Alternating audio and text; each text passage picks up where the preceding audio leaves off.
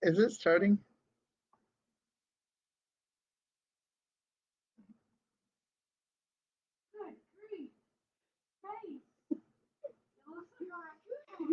Welcome to Heavy D Storytelling. I'm David. We're going to be reading the Bible today. Yay. How many pages are in this? More than 1,000. Hey, please don't hit But anyway, we have one person on. Hi, one person. Thank you for joining us. We are so excited that you're here. Tim, are you on? All right, we're so excited. So after we read the Bible, I don't know what we're gonna do because JJ hasn't told us yet. We are going to be doing synopsis. Then we're going to be reading Dragon Song. And that's it. Or Yay. maybe we're having a special thing. Maybe. Yeah, Just. yeah, yeah,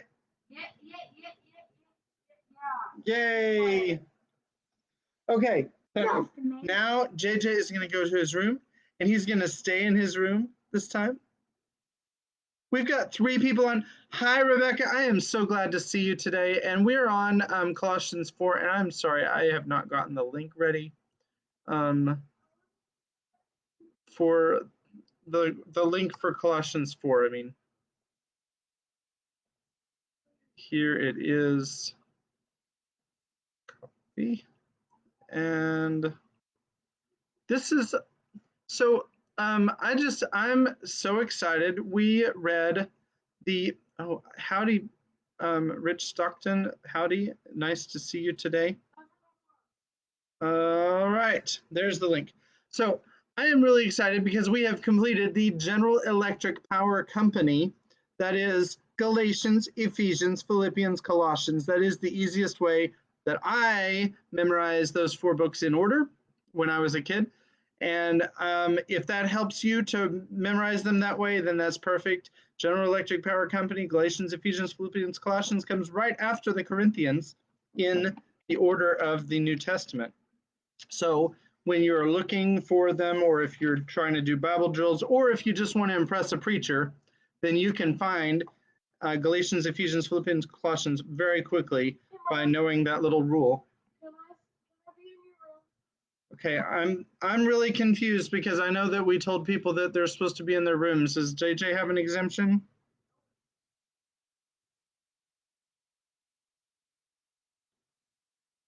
Are we doing that or not? Because I know JJ really wants to play video games tomorrow.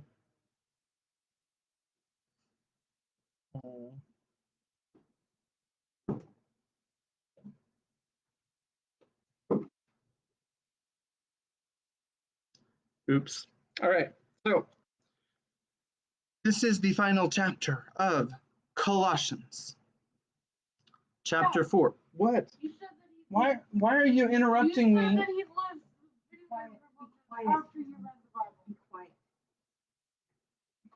Why are you interrupting me, Daniel?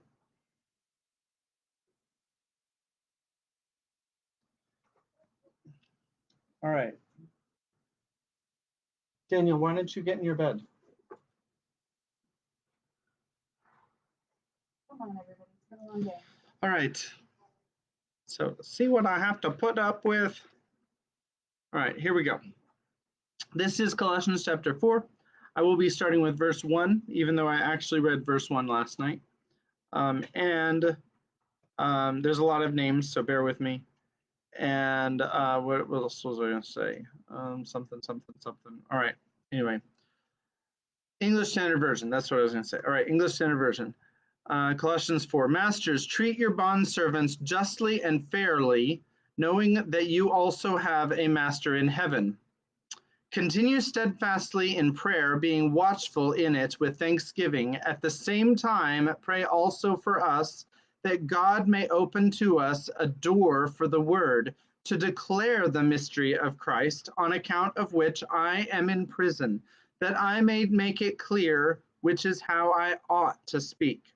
Walk in wisdom toward outsiders, making the best use of the time.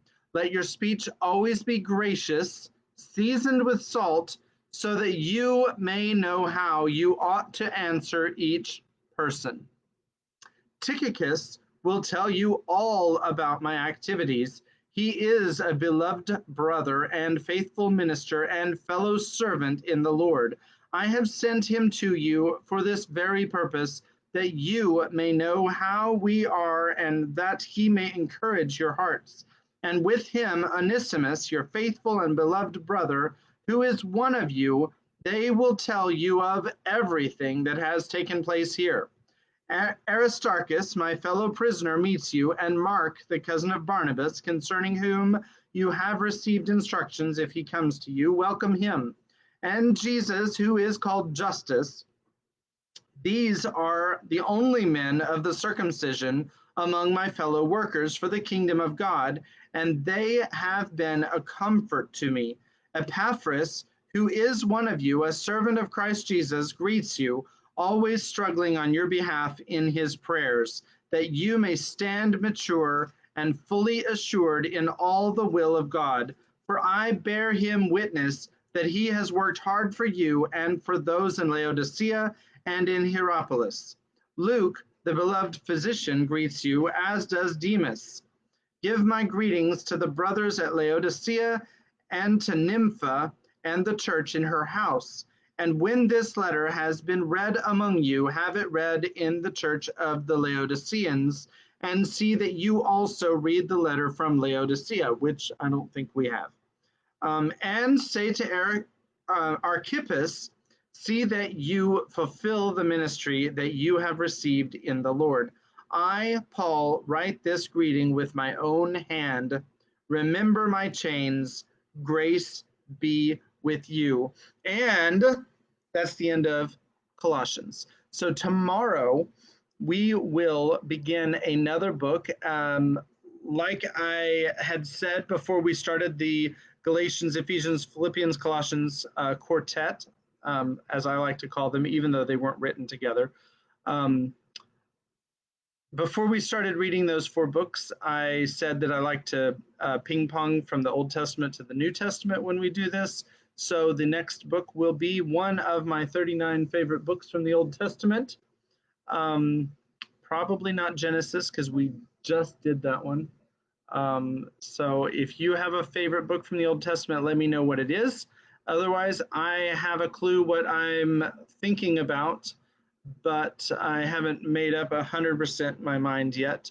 So God bless you. Have a good night. Enjoy Dragon's Song. I've got an entourage of women here now, so I will hand it over to them. Here we go. So there's one thing I would like to say. While Dad was reading the Bible, I heard him say the name Onesimus, and it reminded me of the book Twice Freed. And Dad, he actually wants to read that in the live stream. And basically, should I? We can't find it. Yeah, we cannot find it right And now. if somebody wants to buy it for us, then we'll. We could read it after Dragon's Song.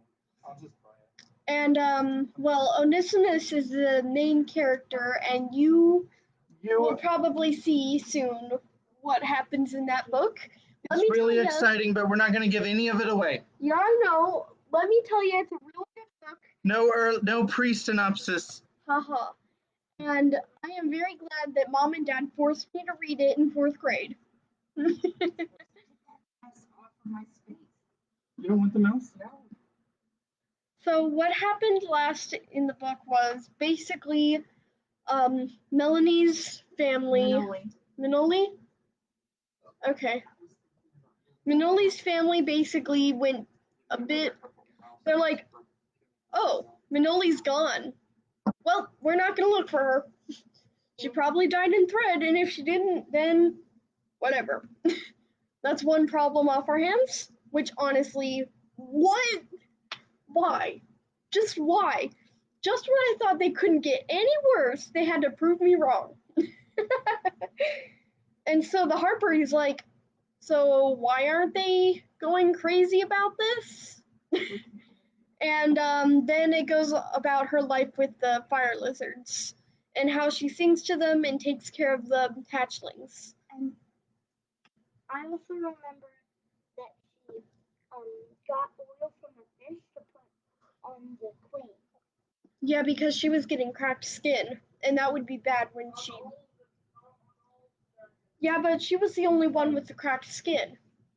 She did use oil on all the other ones though, and she at the end of the chapter she caught a bird in that was like in some kind of quicksand sort of mud thing. No, it was it was in some kind of quicksand sort of thing, and that was and they used it. They used part of it for oil that was better than fish oil, and that's about it.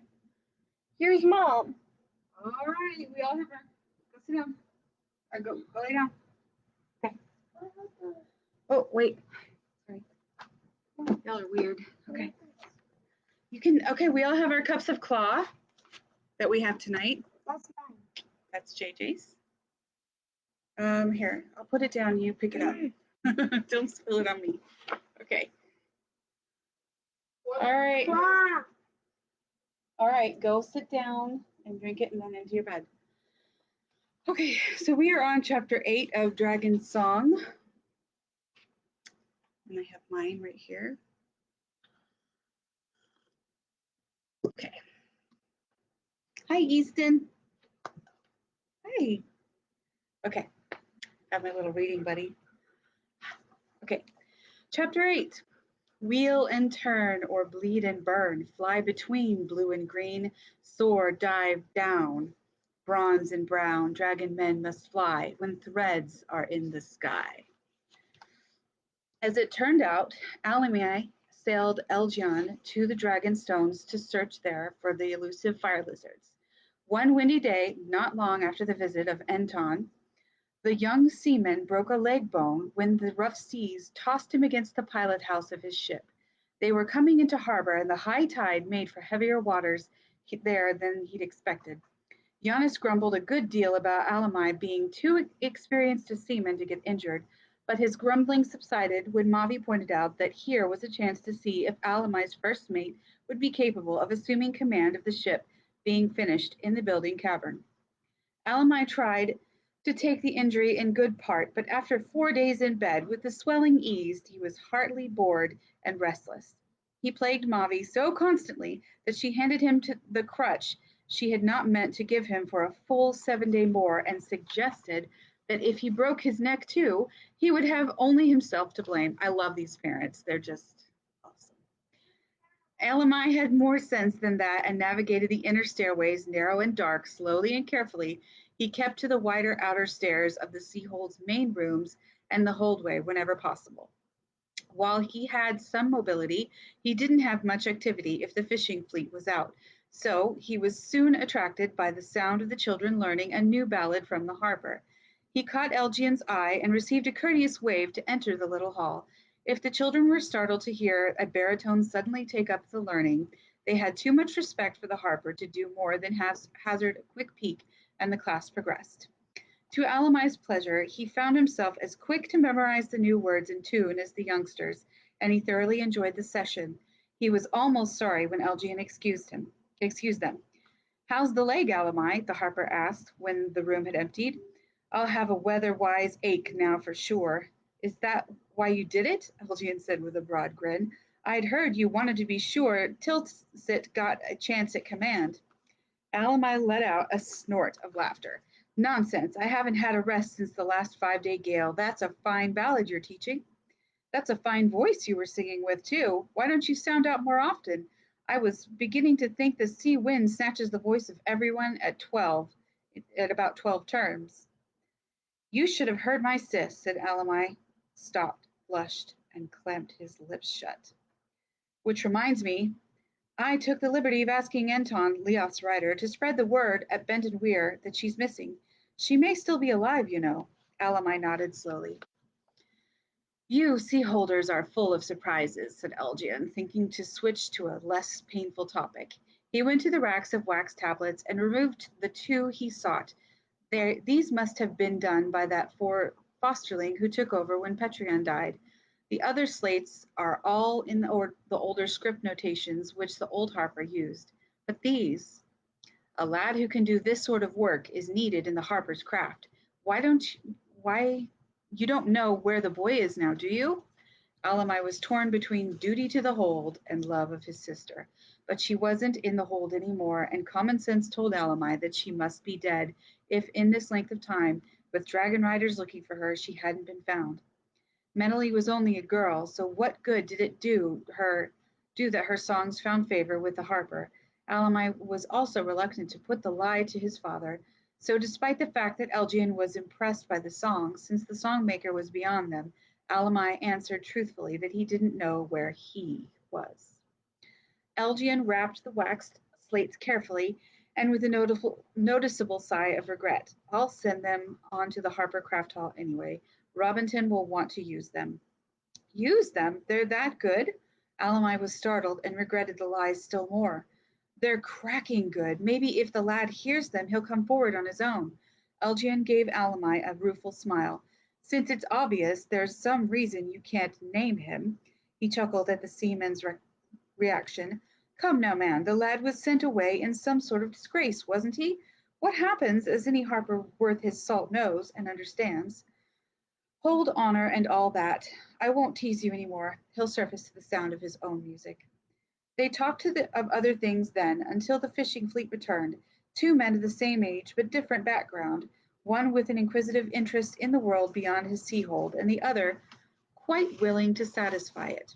Elgian was, in fact, delighted to find none of Yanis's denseness and inflexibility in Alamai, and the harper began to feel that after all he might be able to follow Master Robinson's ambitious plan of broadening understanding beyond the limits of this sea-hold. Alamai was back the following day after the children had been dismissed, with more questions. He stopped mid-sentence finally, apologizing profusely for taking so much of Elgian's time. I tell you what, Alamai, I'll teach you what you'd like to know if you'll teach me how to sail. Teach you to sail? Elgian grinned. Yes, teach me to sail. The smallest child in my class knows more about that than I do, and my professional standing is in jeopardy. After all, a harper is supposed to know everything. I may be wrong, but I can't imagine that you need both legs to sail one of those little skiffs the children use. Alamai's face lit up, and he pounded the harper on the back with enthusiasm. Of course I can. By the first show, man, I'll be glad to do it. Glad. And nothing would satisfy Alamai but to take the harper down to the dock cavern immediately and give him the fundamentals of seamanship. In his own subject, Alamai was as good an instructor as the harper, and Elgian was able to tack across the harbor by himself by the end of the first lesson. Of course, as Alamai remarked, the wind was from the right quarter and the sea calm, ideal sailing conditions. Which rarely prevail? Asked Elgian, and he was rewarded by Alamai's tolerant chuckle. Well, practice makes perfect, and I'd better learn the practical and the theory. So the friendship was cemented by mutual exchanges of knowledge and long visits together. Although their conversation touched many subjects, Elgian hesitated to bring up the subject of fire lizards or the fact that the weir had asked him to search for traces of the elusive little creatures. He had, however, searched as much of the assembled coastline as he could on foot. There were some beaches that should be checked now from the seaside. With Alamai teaching him how to handle the skiff, he hoped he'd soon be able to do it himself. Elgian knew with certainty that Yanis would be completely scornful of any search for fire lizards, and the harper didn't want to implicate Alamai in any plan that would bring Yanis's anger down on his head. Alamai was in bad enough straits over breaking his leg. One bright, clear morning, Elgian decided to put his solution to the test. He dismissed the children early, then sought out Alamai and suggested that today was not only a fine day, but the sea was rough enough to test his ability. Alamai laughed, cast a wise eye at the clouds, and said that it would be mild as a bathing pool by afternoon, but that the practice now would be useful to Elgian's progress. Elgian wheeled a large package of fish rolls and spice cakes from a kitchen auntie, and the two men set off. Alamai was agile enough now with his crutch and splint-bound leg on land, but he was glad of any excuse to be on the sea. Once beyond the protecting arms of the half-circle cliffs, the sea was choppy with cross-current and wind. Elgian's skill would be well tested. Alamai, disregarding an occasional wetting as the skiff plunged in and out of the wave troughs, played silent passenger while the Harper fought tiller and sheet to keep them on the course Alamai had set down the coast. The seaman became aware of the wind shift some moments before Elgian, but it was the mark of his abilities as a teacher that Elgian was quick enough to notice the change. Wind slacking off, Alamai nodded, adjusting his cap slightly for the wind's new direction. They sailed on, the wind slackening to a gentle pressure against the sail, the skiff's speed aided more by the deep current than the wind. I'm hungry, Alamai announced as he and Elgian saw the stumpy violet crags of the Dragon Stones to leeward. Elgian released the sheet line and Alamai pulled the sail down, furling it with absent skill against the boom. At his direction, Elgian lashed the tiller so that the current carried them idly down coast. Don't know why, Alamai said through a mouthful of fish roll. Food always tastes better on the sea. Elgian contented himself to a nod since his mouth was full. He also had a good appetite, not, he quantified to himself, that he had been working over hard, just hanging on to the tiller and adjusting the sail sheet now and then. Come to think, don't often have time to eat on the sea, Alamai added. He gestured to include their leisurely bobbing, the skiff itself, and the informal meal. Haven't been this lazy on a sail since I was old enough to haul a net. He stretched and then adjusted his splinted legs slightly, grimacing against the awkwardness and discomfort. Suddenly, he leaned away from the bulwark to reach into the small locker fitted against the curve in the hull. Thought so. Grinning, he held up fish line, hook, and dry worm. Can't you leave off? What? And have Giannis give out about unproductive hands? Alamai deftly threaded line to hook and baited it. Here, you might as well try hook, line, and bait. Or does the Master Harper object to cross crafting? The more crafts, the better, says Master Robinson. Alamai nodded, his eyes on the current. Aye, sending lads away to other sea holds for fostering doesn't quite answer, does it? Deftly, he threw the line from wind, watched the cast carry it well away from the drifting skiff, and sink. Elgian gave a fair imitation of the cast and settled himself as Alamai had to wait for results. What would we be catching out here? Alamai drew his mouth up in a grimace of indifference. Probably nothing. Tide's full, current strong, midday, fish feed at dawn, unless there's thread. Is that why you use the dry worm? Because it resembles thread? Elgian couldn't suppress the shudder that went down his spine at the thought of loose thread. You're right. The silence that often grips fishermen settled comfortably in the boat. Yellow stripe, if anything, Alamai finally said in an answer to the question that Elgian had almost forgotten he'd asked. Yellow stripe or very hungry packtail, they'll eat anything. Packtail? That's good eating? Line'll break. Packtail's too heavy for this. Oh. The current was inexorably drawing them closer to the dragon stones, but although he wanted to get Alamai talking about them, Elgian couldn't find the proper opening. At about the point where Elgian felt he'd better speak or they'd be pulled by the current into the stones, Alamai casually glanced around. They were only several dragon lengths from the most seaward of the great crags. The water now lapped peacefully against the base, exposing occasionally the jagged points of submerged rock, eddying around others. Alamai unfurled the sail and hauled on the sheet line. We need more sea room near those, dangerous with sunken rock.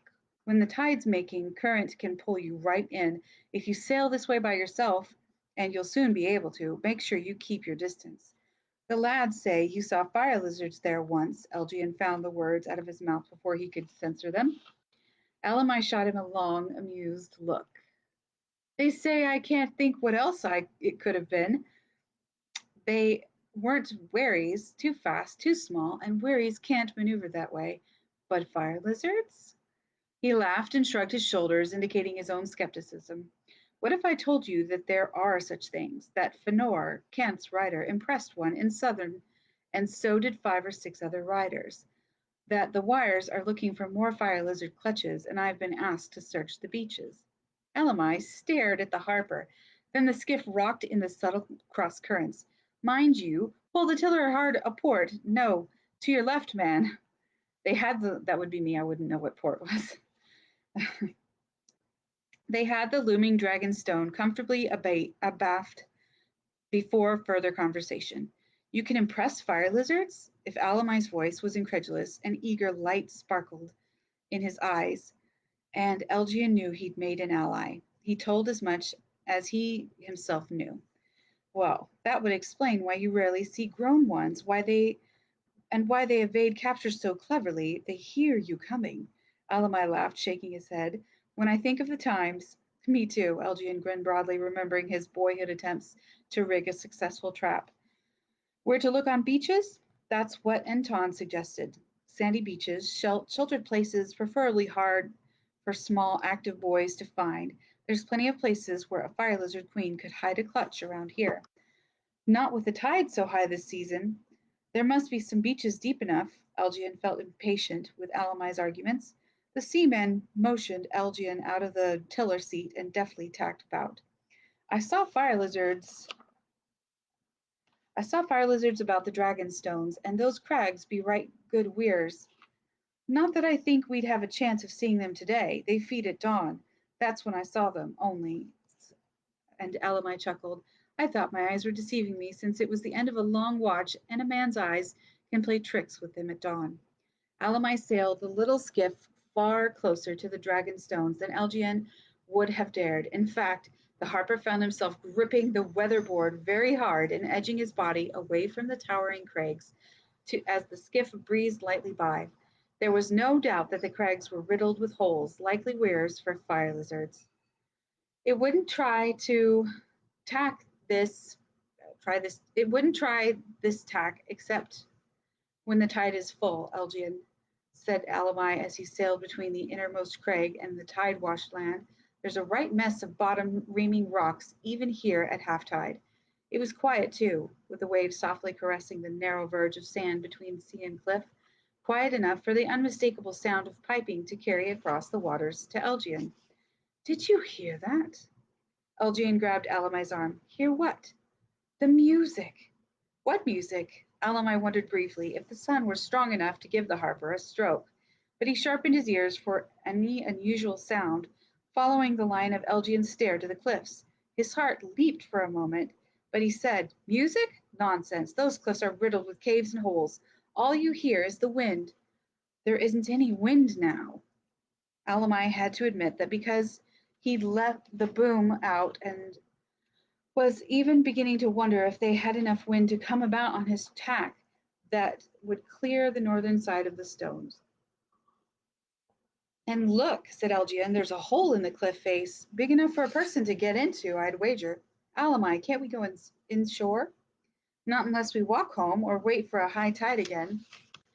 Alamai, that's music, not wind over blowholes. That's someone playing pipes.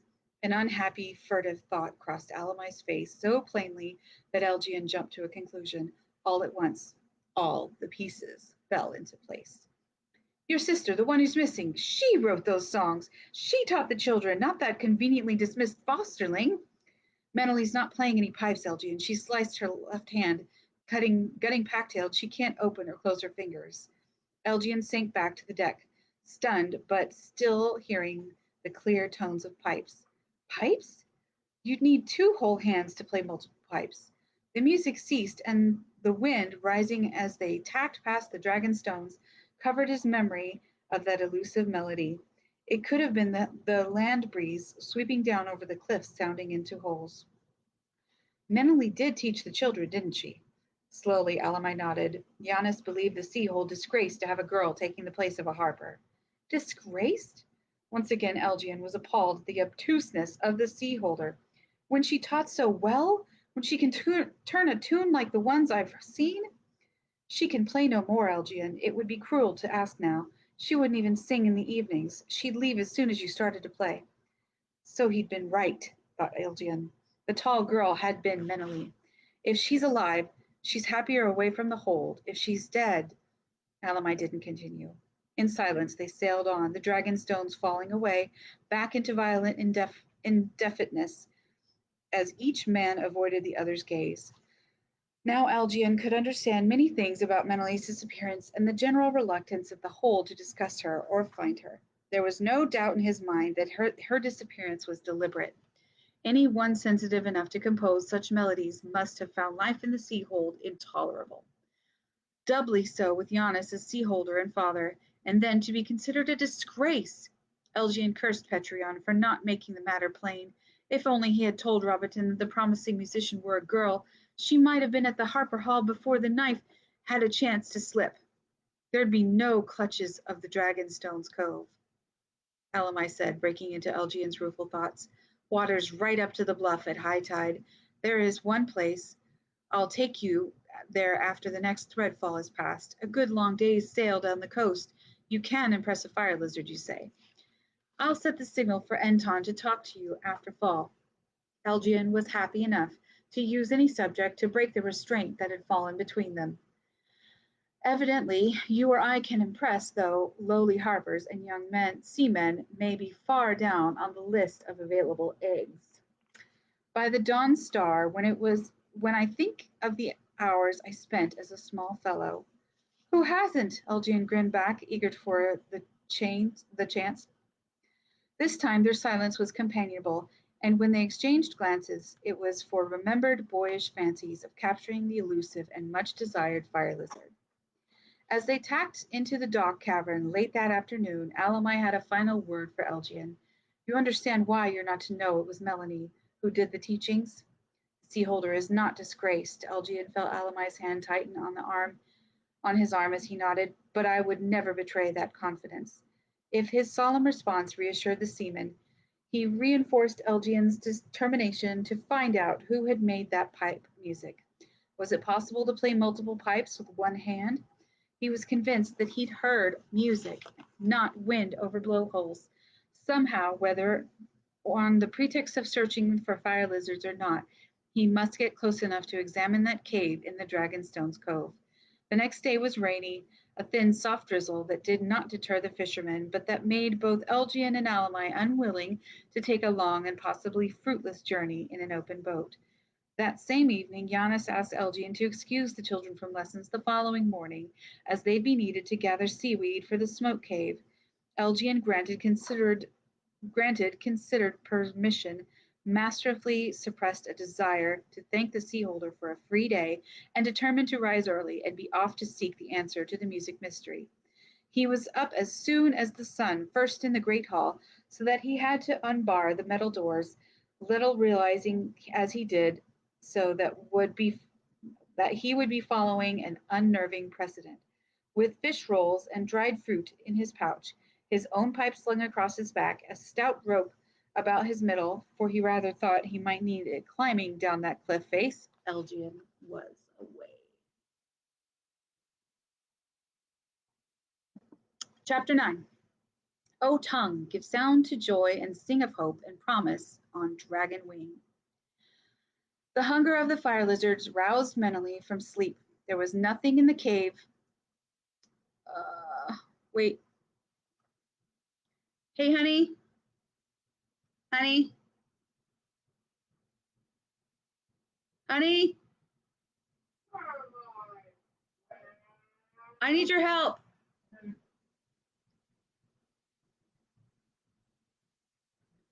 It cut out right after the chapter.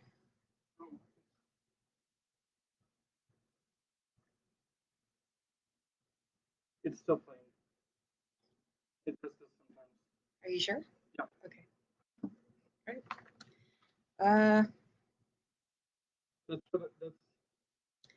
whenever it cuts out, I usually say, "Hey, it's everybody." All right.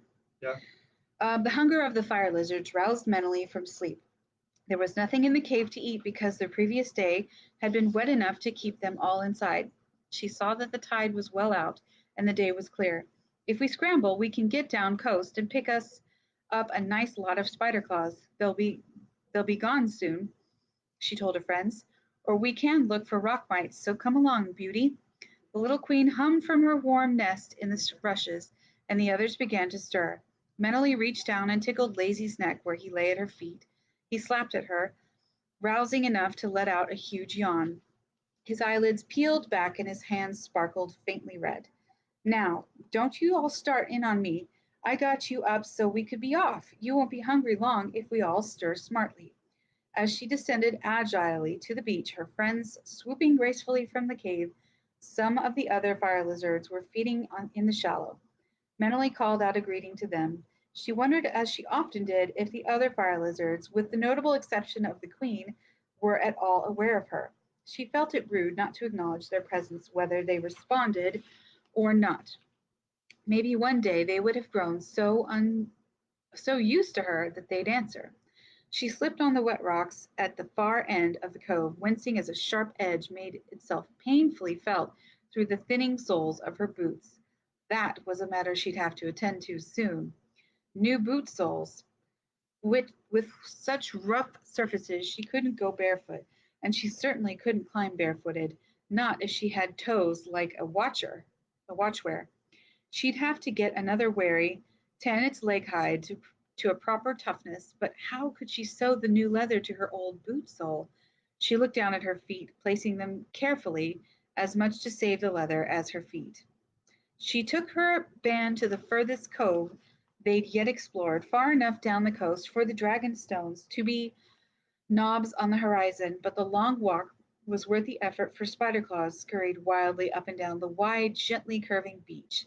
The, the bluff had dwindled to a height just above her head in some places, and at the far end of the crescent sands a stream fed into the sea. Beauty and the others were soon playing havoc with the Spiderclaws, diving down on their intended prey, then darting up to the cliffs to eat. When her net was full, Menelly searched for enough sea wreckage to start a fire. That was how she found the clutch, covered as it was and almost level with the beach surface. But she saw the faint outline of a mound, suspiciously circular.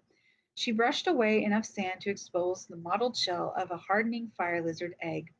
She glanced around carefully, wondering if the queen was anywhere about, but she saw only her own nine. She put a gentle finger on the exposed egg. It was softish. Quickly she patted the sand back into place and hurried from the clutch. The high tide mark on this beach was a long way from threatening the eggs. It pleased her to realize that this beach was a long way from any hold, so these fire lizard eggs were safe. She gathered sufficient wood, made a rude hearth, started her fire, killed the spider claws deftly, and laid them on the conveniently flat stone and went exploring while they baked. The stream flowed abroad into the sea. Sandbanks had formed and reformed to judge by the myriad channels. Menelly followed the stream inland, looking for the sweet cresses that often grew where the water freshened. Submarine bodies moved upstream too, and she wondered if she could catch one of the big specklers. Alamai often boasted that he could tickle them into his grasp as they fought the current. Thinking of the spider claws roasting on her fire, Menelly decided to leave that exercise until another day. She did want some greens. Succulent cresses, with their odd, tangy aftertaste, would make a good addition to spider claws. She found the greens well above the tide water, where the stream was fed by tiny trickles from the flat, marshy lands through which it looped. She was greedily stuffing a handful of greens into her mouth before she really took in her surroundings. In the distance, low on the horizon, were lightning flashes against a gray sky. Thread! Fear rooted her to the ground. She nearly choked on the half-chewed mouthful of greens. She tried to talk herself out of terror by counting the flashes of dragonfire that made a pattern across the sky, a wide, long pattern. If the dragon riders were already at work, the thread wouldn't get as far as here. She was a long way from it, but how far away was safe? She just made it to the cave before the other fell. She was too far away, run as fast as she ever could, to reach the cave's safety now. She'd the sea behind her, water. She'd the stream beside her, thread drowned in water, but how deep did it fall before it drowned? She told herself firmly that now was not the time to panic. She forced herself to swallow the last of the crest juices. Then she had no control over her legs. They took off with her and she was running towards the sea and towards the rock safety of her cave. Beauty appeared above her head, swooping and chittering as she caught Meneley's fear. Rocky and Diver arrived with Mimic popping in a half-breath later. They experienced her alarm, circling around her head as she ran, calling out with a piercingly sweet tenor bugle of challenge. Then they all disappeared, which made running easier for Meneley. She could concentrate on where she was putting her feet. She made diagonally for the beaches, wondering briefly if it wouldn't be smarter to go along the shoreline. She'd be that much nearer the dubious safety of the water. She hurdled a ditch, managed to keep her balance as her left foot twisted on landing, staggered a few paces before she found her stride again. No, there'd be no more rocks on the shore, cutting down her speed and increasing the danger of a badly twisted ankle. Two queens gleamed golden in the air above her, and Rocky and Diver were back, with Lazybones, Mimic, and Brownie. The two queens chittered angrily, and the males, to Meneley's surprise, flew ahead of her now, and high enough not to be a nuisance. She ran on. She came to a height, and the incline robbed her of breath so that she staggered to the summit and had to drop to a walk, clutching her right side against the nagging stitch, but somehow moving forward. Ahead of her, the dragon stones were more than knobs, but too distant to reassure. One look over her shoulder at the sky bursts of dragon fire told her that the thread was gaining on her. She broke into a run again, and the two queens gliding over her head as she felt oddly protected. She had her second wind now, and her stride and felt as if she could run forever. If she could only run fast enough to stay beyond the reach of thread. She kept her eyes on the dragon stones, refusing to look over her shoulder. That unnerving sight caught the breath she needed for running. She ran as close to the bluff edge as she dared. She'd slithered down one cliff without desperate damage to herself. She'd risk it again and get into the water if she had to. She ran, one eye on the dragon stones, one for the ground ahead of her. She heard the whoosh, heard her fire lizard's startled chirrups, saw the shadow, and fell to the ground, covering her head instinctively with her hands. Her body taut for the first feel of flesh-goring thread. She smelt firestone and felt the air heavy against her body. Get on your feet, you silly fool, and hurry! Leading edge is nearly on us. Incredulous, Meneley looked up right into the whirling eyes of a brown dragon. He cocked his head and hummed urgently. Get up, said his rider. Meneley wasted no time after a frantic look at the fire blossoms and the sight of a line of dragons swooping and disappearing. She scrambled to her feet, dove for the brown rider's extended hand and one of the fighting strap ends, and got herself firmly astride the brown's neck behind his rider. Hold on to me tightly and don't be afraid. I'm to take you between to Bendon. It'll be cold and dark, but I'll be with you. The relief of being rescued when she was fearing injury or death was too overwhelming for speech. The brown dragon half ran to the bluff edge, dropped down briefly to get wing room, and then surged up. Meneley felt herself pressed against the soft warm flesh of burrowed into the hide-clad back of her rescuer, struggling for a lungful of air to ease her tight chest. She had one brief glimpse of her little fire lizards, trying vainly to follow when the dragon winked into between. Sweat froze on her forehead and cheeks, down her back, on her calves, her wet and ragged boots, and her sore feet. There was no air to breathe, and she felt she would suffocate. She tightened her hands convulsively on the dragon rider, but she couldn't feel him or the dragon she knew she was riding.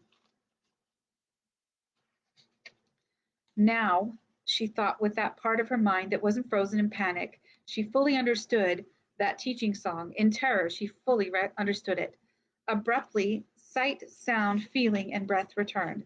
They were spiraling down at a dizzying height above Bendon Weir. As big as Half Circle was, this place of dragons and dragonmen was bigger by half again as much. Why, the immense harbor of Half Circle would have fitted with dragon lengths to spare in the bowl of the Weir. As the dragon circled, she saw the giant star stones and the eye rock, which told when the dragon's star would make its fateful passes. She saw the watch dragon beside the stones, heard him trumpet a greeting to the brown she rode. Between her legs, she felt the rumble of response of the brown's throat. As they glided down, she saw several dragons on the bowl floor, with people gathered about them, saw the steps leading to the queen's weir and the yawning maw of the hatching ground. Bendon was vaster than she'd imagined. The brown landed near the other dragons and mentally now realized that the dragons had been thread scored and were being treated. The brown dragon half folded his wings, craning his neck around to the two on his back. You can relax your death hold, lad, said the brown rider with intolerant amusement as he unfastened the fighting straps from his belt. Mentally jerked her hands free with a muttered apology. I can't thank you enough for finding me. I thought Thread would get me. Whoever let you out of your hold so near to Threadfall? I was catching spider claws, went out early. He accepted that hurried explanation, but now mentally wondered how she could make it plausible. She couldn't remember his name of the nearest hold on the Nerat side of Half Circle. Down you go, lad. I've got to rejoin my wing to mop up. That was the second time he'd called her lad. You've a fine pace on you. Ever think of going for a hold runner? The brown rider swung her forward so she could slide down the brown's shoulders. The moment her feet touched the ground, she thought she'd faint with the pain. She grabbed frantically at the brown's foreleg. He nuzzled her sympathetically, humming to his rider. Brent says you're hurt. The man slid down quickly beside her. My feet. She'd run the boots to uppers without knowing it, and her lacerated feet were bloody from toe to heel. I'll tell the hold. Here we go. He grabbed her by the wrist, gave a practice yank, and laid her over his shoulders. As he made for the entrance to the lower caverns, he called for someone to bring a pot of numbweed. She was uprighted into a chair, the blood singing in her ears. Someone was propping up her damaged feet onto a stool, while women converged on her from several sides. Hey, Minora, Felina, yelled the brown rider urgently. Just look at his feet. He's run them raw. Tigrand, wherever, saw him trying to outrun Thread down Nerat way. Bloody near did. Bloody's quite accurate, Minora. Could you spare a moment, please? Should we wash the feet first, or no, a cup of weed first, said Tigrand's suggestion. You'll have to cut the boots off. Someone was holding a cup against her lips, bidding her drink it all down. On a stomach empty of anything but a few blades of cress, the Fellis juice acted so quickly that the circle of faces about her became a confused blur. Good heavens, the holders have gone mad going out in Threadfall. Mentally thought the speaker sounded like Minora. This is the second one we've rescued today. After that, voices became indistinguishable mumbles. Mentally was unable to focus her eyes. She seemed to be floating a few handspans off the ground, which suited her because she didn't want to use her feet anyway. Seated at a table on the other side of the kitchen cavern, Elgian at first thought the boy had fainted with relief at being rescued. He could appreciate the feeling, certainly, having been sighted by a dragon rider as he was pelting back towards Half Circle, fully winded and despairing of life. Now, with his stomach full of good weir stew, his wits and breath restored, he was forced to face his folly in going outside the hold so close to a fall. And more daunting to contemplate the reception from his return to Half Circle. Talk about disgracing the sea hold, and his explanation that he was searching for fire lizard eggs would not go down well with Giannis. Even Alamai, what would he think? Elgian sighed and watched as several weirwomen carried the boy off towards the living caverns. He half rose, wondered if he should have volunteered to help. Then he saw his first fire lizard and forgot everything else. It was the little golden queen swooping into the cavern, calling piteously. She seemed to hover motionlessly in midair, then winked out of sight. A moment later, she was diving into the kitchen cavern again, less agitated but looking for something or someone. A girl emerged from the living cavern, saw the fire lizard, and held up her arm. The little queen delicately landed, stroking the girl's face with her tiny head, while the girl evidently reassured her. The two walked out into the bowl. You've never seen one, Harper? Asked an amused voice, and Elgian came out of his trance to attend the weirwoman who'd been serving him food. No, I hadn't. She laughed at his wistfulness in his voice. That's Grawl, Fenor's little queen, Felana told him. Then abruptly she asked Elgin if he'd like more stew. He politely declined because he'd already had 2 platefuls, food being the Weir's way of reassuring those they rescued. I really should be finding out if I can get back to Half Circle Seahold. They'll have discovered my absence, and don't worry on that account, Harper. The word was passed back through the fighting wings. They'll let Half Circle know you're safely here. Elgin expressed proper gratitude, but he couldn't help fretting over Giannis's displeasure. He would simply have to make it clear that he'd been following Weir orders, and Giannis was nothing if not obedient to the Weir. Nonetheless, Elgin did not relish his return to. He also couldn't politely insist on going when he chose, because the dragons were tired as they returned to the Weir, thread successfully obliterated on this fall. Some of the young Harper's worst apprehensions were relieved by Tagellin, the bronze wing leader in charge of that fall. I myself told them you were safe, and a good thing, too. They were all ready to mount a search, which, for old Giannis, is a remarkable concession. Elgin grimaced. I suppose it wouldn't look well to lose 2 Harpers in a short time. Nonsense. Already Giannis prizes you above Bish, or so Alamai said. Was he angry? Who, Giannis? No, Alamai. Why, I'd say he was better pleased than Giannis to hear you were safe and scoreless at Bendon. More important, did you see any signs of fire lizard clutches? No. Tagellin sighed, stripped off his wide riding belt, and opened the heavy warehide jacket. How we need the silly creatures. Are they that useful? Tagellin gave him a long look. Possibly not. Lessa thinks them a real nuisance, but they look and act like dragons, and they give those narrow-minded, hidebound, insensitive lord-holders just that necessary glimpse of what it is to ride a dragon. That is going to make life and progress easier for us in the Weirs. Elgin rather hoped that this had been made plain to Giannis, and he was going to tactfully suggest that he was ready to go back to the Seahold when the bronze rider was called away to check a dragon's wing injury. Elgin found the additional delay instructive. He decided he would put his observations to good use in getting back into Giannis's favor, for he had an opportunity to see Weir life as unsung in saga and ballad. An injured dragon cried as piteously as a child until his wounds were salved with numbweed. A dragon also cried distressingly if his rider was injured. Elgin watched the touching sight of a green dragon crooning anxiously at her rider as he leaned against her forearm, while the Weir woman dressed his thread-scored arm. Elgin saw the Weirlings bathing and oiling their young beasts, the Weir's several fire lizards assisting.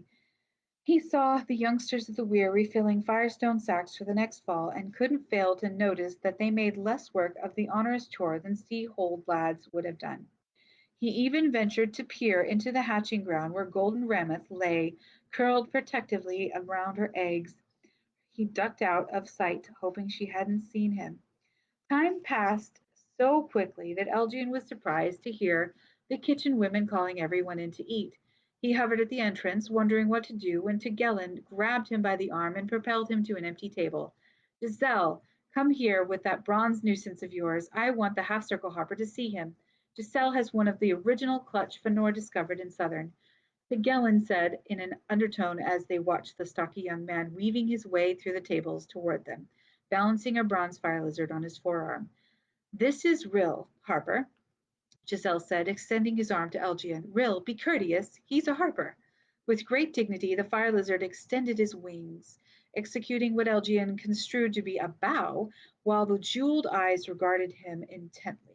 Not knowing how one saluted a fire lizard, Elgin tentatively extended his hand. Scratch his eye ridges, Giselle suggested. They all love that. To Elgin's delight and amusement, the fire lizard accepted the caress, and as Elgin's stroking eased an itch, Rill's eyelids began to close in sinuous pleasure. He's another convert, said Tagellin, laughing and pulling out his chair. The noise roused the fire lizard from solemnness, and his hissed softly at Tagellin. They're bold creatures, too, you'll notice, Harper, with no respect for decree. This was evidently an old jibe, for Giselle, seating himself, paid it no heed, but coaxed Rill to step onto a padded shoulder rest he had could eat the dinner now being served. How much do they understand? Elgin asked, taking the chair opposite Giselle so he could see Rill better. To hear Miriam talk about her three, everything. Tegelen snorted with good-natured derision. I can ask Rill to carry a message to any place he's already been. No, to any person he knows at another hold or weir I've taken him to. He follows me to the matter where I go, even during Threadfall. At Tegelin's snort, Giselle added, I told you to watch them today. Tegelin Rill was with us. Yes, so tell Elgian how long it takes Rill to come back from delivering a message. Yes, all right, said Giselle with a laugh as he stroked Rill affectionately. And when you've one of your own, Tegelin, possibly, said Giselle with a laugh as he stroked Rill affectionately. And when you've one of your own, sorry, I just repeated that. Unless Elgin here finds us another clutch, we'll just have to stay jealous of you. Tegelin changed the subject then and asked about Half Circle Hold, general questions that did not embarrass or compromise Elgin. Tegelin evidently knew Giannis's reputation. If you feel too isolated there, Harper, don't fail to fly the signal and we'll pop you up for an evening here. Hatching soon, Giselle suggested, grinning and giving Elgin a wink. He'll be here for that, certainly, Tegelin agreed. Then Rill creeled for a bite to eat while the bronze rider chided Giselle for turning the lizard into an importunate beggar. Elgin noticed Tegelin himself finding a tidbit for the little bronze, however, and he too offered Rill some meat, which the creature daintily accepted from the knife. By the end of the meal, Elgin was ready to brave Giannis's worst displeasure with wrath to find a fire lizard clutch and impress a fire lizard of his own. That prospect made his inevitable return easier. I'd better do you the honors, Elgin, Tegelin said, rising at last from the table, and I'd also better get you back early. No sense aggravating Giannis more than necessary. Elgin wasn't certain how to take that remark or the wink that accompanied it, particularly as it was now full dark and for all he knew, the hold doors were already barred for the night. Too late now to wish he'd gone back as soon as the dragon riders had returned from the fall. But then he wouldn't have met Rill. They were alone, Elgin reveling in the experience, craning his head to see as much as possible in the clear night air. He had only a glimpse of the higher Bendon Range hills before Tegelin asked Monarth to take them between. Suddenly, it was no longer full dark. The sun was a handspan above the glowing sea as they burst into the air above Half Circle Harbor. Told you I'd get you back early, Tegelin said, turning to grin at the Harper's startled exclamation. We're not supposed to time it, but all in a good cause. So they traveled in time. Monarch circled down lazily so that everyone in the sea hold was gathered on the holdway when they landed. Giannis strode a few paces ahead of the others while Elgin searched the faces for allies. Tegelin leapt from the bronze's shoulder and made a show of assisting Elgin as the entire hold cheered loudly for their Harper's safe return. I'm neither crippled or old, Elgin muttered under his breath, aware of Giannis's approach. Don't overdo it. Tegelin laid his arm across Elgin's shoulders in a camaraderie fashion, beaming as the oncoming sea holder. Did you right? Okay. Not at all, he said out of the corner of his mouth. The weir approves. Sea holder, I am profoundly embarrassed at the inconvenience. No, Harper Elgin, Tegelin interrupted him. Any apologies are the weir's.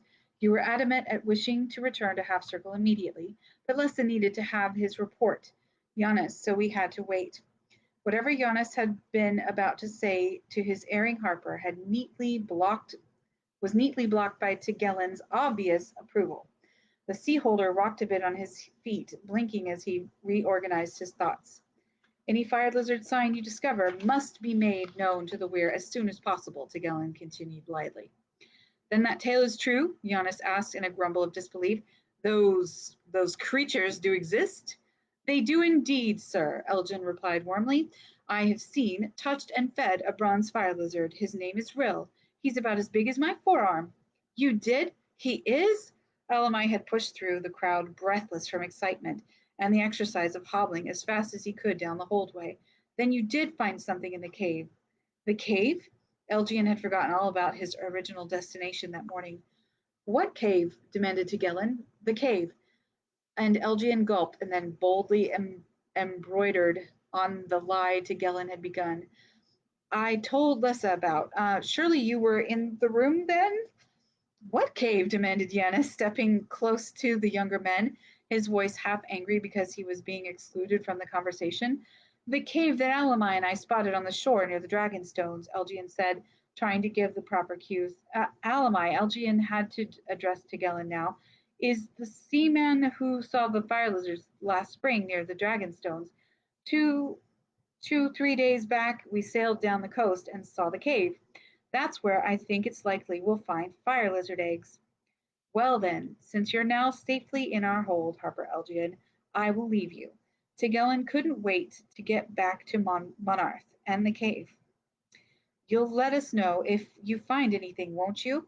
Elgin called after him and received only a wild arm gesture before the bronze rider swung himself up to Monarth's back. We offered him no hospitality for his trouble in returning you, Giannis said, worried and somewhat aggrieved by the bronze rider's precipitous departure. He'd just eaten, Elgin replied as the bronze dragon beat his way upward above the sunlit waters of the harbor. So early? He'd been fighting Thread, and he's wing leader, so he must be back at the weir. And that did impress Giannis. Rider and dragon winked out, drawing a startled exclamation of delight from everyone. Alamai caught Elgin's eye, and the harper had to suppress a grin. He'd share the full jest with Alamai later. Only would the joke be on himself if, after all, the half-truths Tegelen found fire lizard eggs, or a piper in the cave. Harper Elgin, said Giannis firmly, waving the rest of the holders away from them as he pointed to the hold door. Harper Elgin, I'd be grateful for a few words of explanation. Indeed, sir, and I've much to report to you of happenings in the weir. Elgin respectfully followed the sea holder. He knew now how to deal with Giannis with no further recourse to evasions or lies. That is the end of chapter 9. And we will read chapter 10 tomorrow on Tuesday. Chapter 10, the first word is then.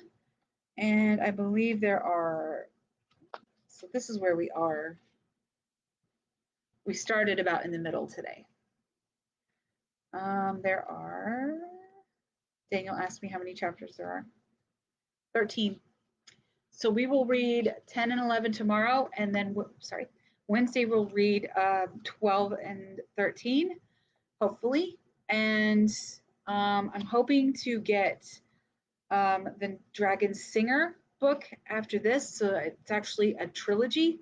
And I'm really hoping that we'll be able to read at least the first two. They're really, you can't read just Dragon Song. You really have to read Dragon Singer too. It's just, I won't spoil it. But hopefully I can find it. If I can't, I can get a digital copy from my Post Library account. So, and that is all for this evening. And I'm just going to let it play out for a little bit so I don't cut anybody off, because the live stream is a little bit, you guys are seeing it a little bit after I say it. So there's that. We're also looking into a nice camera. Good night, Rebecca. We're also looking into a nice camera so that we have better resolution for the live streams in the future. It's the one that we're looking at is about, it's like $35. So we'll have to save up for it unless somebody wants to just get it for us. Anyway, here is Heavy D himself to say good evening and good night. And I will say good night too. Thank you very much.